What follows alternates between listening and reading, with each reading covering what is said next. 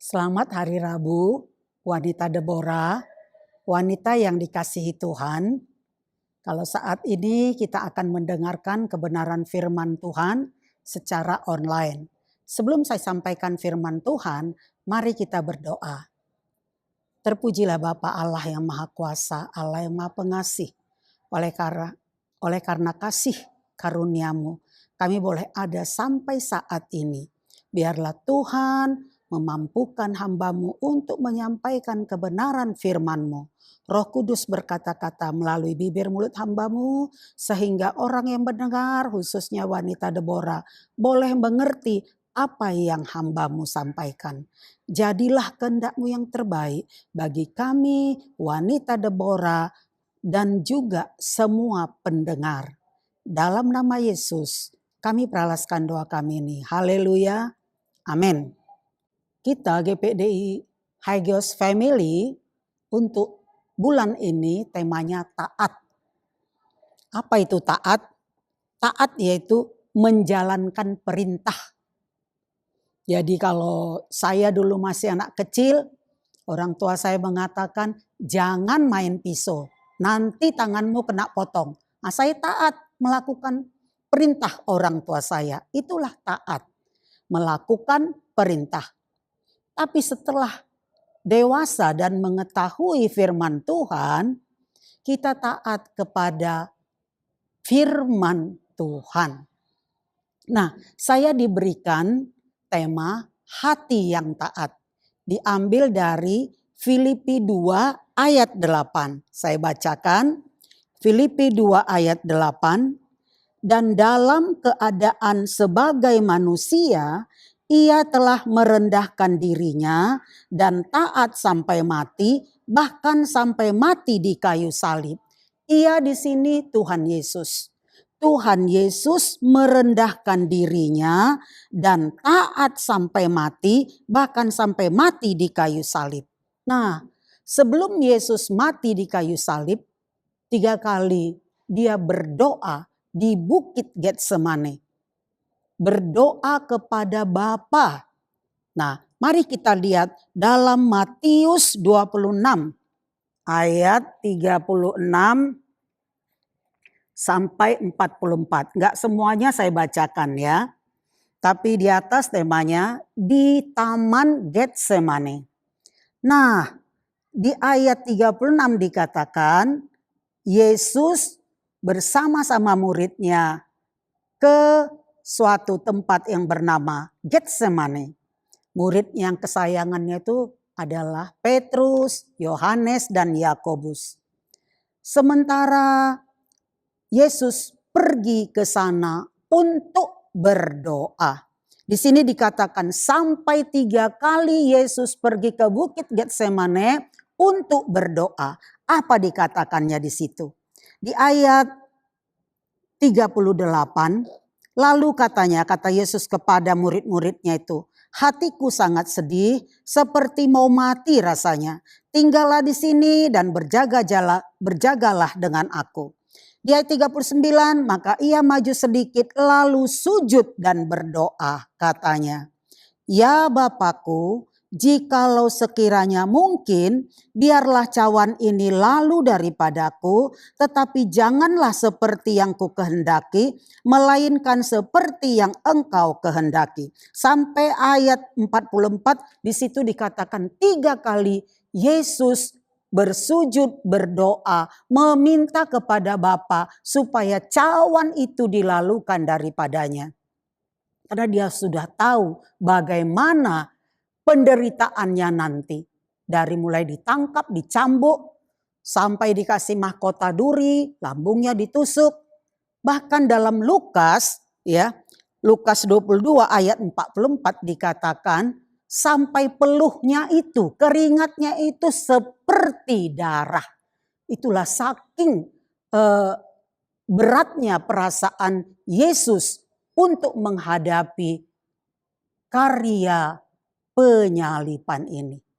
Tapi bukan kehendakku yang jadi, kehendakmu lah yang jadi. Ini yang perlu kita tiru.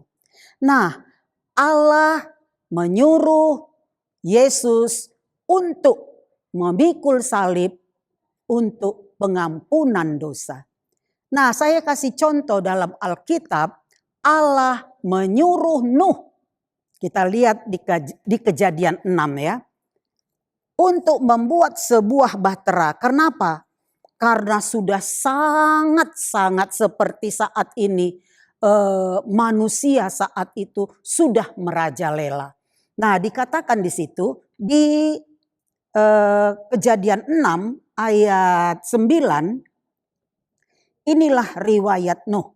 Nuh adalah seorang yang benar dan tidak bercela di antara orang-orang sezamannya. Dan Nuh itu hidup bergaul dengan Allah. Seperti saat ini sudah begitu runyamnya kehidupan manusia saat ini.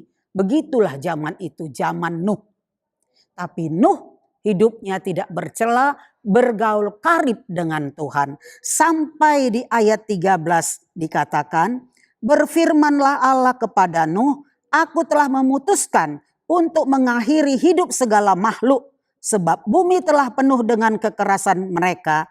Jadi aku akan memusnahkan mereka bersama-sama dengan bumi. Inilah sudah saking kesalnya Allah melihat manusia ciptaannya. Akhirnya di ayat berikutnya disuruhlah Nuh membuat sebuah bahtera. Panjangnya ditentukan, lebarnya ditentukan, tingginya ditentukan sampai 3 lantai. Nuh melakukan perintah Allah. Ini yang perlu kita tiru. Bergaul karib dengan Allah, hidupnya tidak bercela, melakukan perintah Allah. Berapa lama Nuh membuat bahtera? Di Alkitab tidak ada ditentukan. Tapi rata-rata orang mengatakan hamba-hamba Tuhan 100 sampai 120 tahun. Di bukit, bukan di tepi pantai. Inilah. Dihina, dicela. Nuh karena membuat bahtera. Orang belum tahu. Tapi dia taat kepada perintah Allah. Dan apa yang terjadi? Terjadilah air bah. 40 hari 40 malam hujan. Tapi yang selamat hanya Nuh beserta istri, anaknya 3, Sem, Ham, Yafet dan istri mereka. Inilah orang yang taat. Dari Nuh lah generasi kita sekarang. Itu yang pertama. Taat kepada Allah. Seperti Yesus juga taat kepada Allah.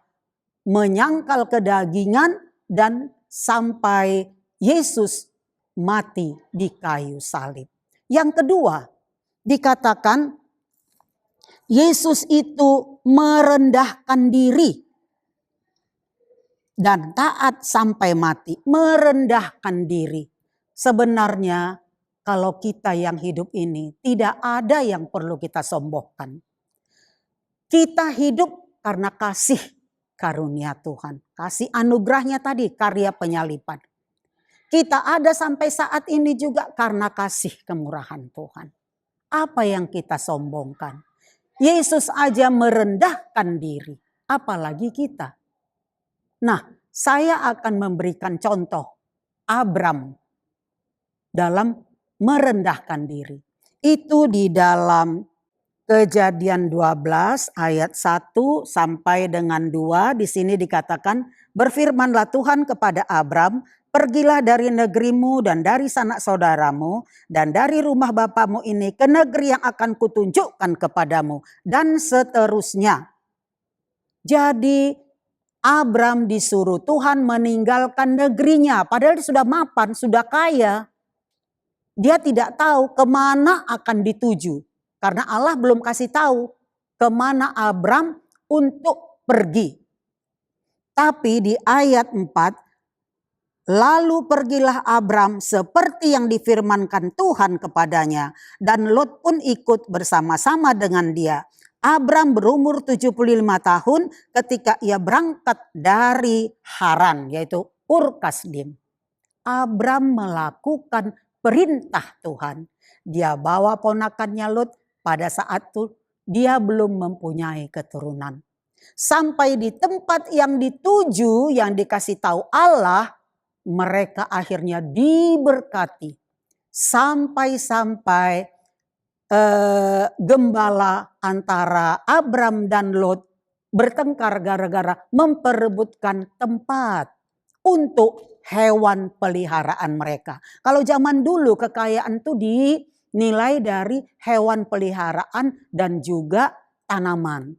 Kalau sekarang kan rumahnya, mobilnya, punya pesawat pribadi. Kalau dulu tidak. Gembalanya bertengkar gara-gara memperebutkan tempat untuk binatang peliharaannya. Nah, Abram ini rendah hati. Dia panggil Lot, Lot, daripada gembala kita bertengkar, kamu pilihlah tempat. Kalau kamu ke utara, saya ke selatan. Kamu ke timur, saya ke barat. Abraham seorang paman, tapi dia menyuruh ponakannya Lot memilih lebih dulu. Abraham diberkati dengan Lot, tapi Abraham tidak mau berkuasa karena dia sebagai paman. Ini yang perlu kita tiru. Kita mau merendahkan diri. Lot memilih di tepi sungai Jordan karena itu yang bagus. Tapi endingnya kita tahu cerita tentang Lot, Sodom dan Gomora. Mari kita ibu-ibu wanita Deborah rendah hati. Tidak ada yang kita sombongkan. Karena semua manusia sama di mata Tuhan. Gak ada level ini, golongan Brahmana, golongan Siwa, gak ada. Tapi siapa yang mau merendahkan hati, maka Tuhan akan meninggikan. Seperti Abram. Begitu juga yang ketiga. Tadi yang pertama, Yesus taat sampai mati di kayu salib. Nuh juga taat membuat bahtera 100 sampai 120 tahun. Yang kedua, Yesus rendah hati, Abram juga rendah hati, diberkati tapi tidak menyombongkan diri. Yang ketiga, Yesus itu penuh kasih. Dalam 1 Yohanes 4 ayat 8, barang siapa tidak mempunyai kasih, dia tidak mengenal Allah. Karena Allah adalah kasih. Kita wanita Deborah, wanitanya Allah, harus hidup di dalam kasih. Karena Allah adalah kasih. Hukum yang terutama dan yang utama adalah kasihilah Tuhan Allahmu dengan segenap hatimu, dengan segenap jiwamu, dengan segenap akal budimu. Itulah vertikal. Mengasihi Allah dengan segenap hati, jiwa, dan kekuatan kita, akal budi kita. Baru kasihilah sesamamu manusia seperti dirimu sendiri, itu horizontal. Jadi salib itu adalah kasih. Kasih kepada Allah, kasih kepada sesama manusia. Kita wanita Deborah, wanitanya Allah harus mempunyai kasih. Supaya nama Allah dipermuliakan melalui kehidupan kita. Jangan kita katakan, saya wanita Deborah, wanitanya Allah. Tapi gak ada kasih dalam hidup kita. Menyombongkan diri. Malu kita sebagai wanita Deborah. Yang terakhir, mari kita seperti jemaat Philadelphia. Kita lihat jemaat Philadelphia, Wahyu 3 ayat 8. Aku tahu, ini Allah yang berkata, segala pekerjaanmu, pekerjaan jemaat di Philadelphia. Lihatlah, aku telah membuka pintu bagimu yang tidak dapat ditutup oleh seorang pun. Aku tahu bahwa kekuatanmu tidak seberapa, namun engkau menuruti firmanku dan engkau tidak menyangkal namaku. Jadilah kita wanita Deborah yang menuruti firman Tuhan dan tidak menyangkal nama Tuhan, sehingga Tuhan memberkati kita. Terpujilah namanya. Amin. Mari kita berdoa. Terima kasih Bapa untuk kebenaran firman-Mu. Biarlah firman-Mu ini boleh berakar, berurat, berbuah dalam kehidupan kami yang mendengar firman-Mu. Khususnya hamba-Mu yang menyampaikan. Rendah hati, taat kepada perintah-Mu melalui kebenaran firman-Mu. Dan hidup di dalam kasih. Itu yang Engkau inginkan dari kami.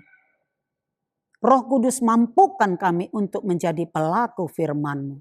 Sehingga nama Tuhan dipermuliakan melalui kehidupan kami. Hamba-Mu selesai menyampaikan firman-Mu.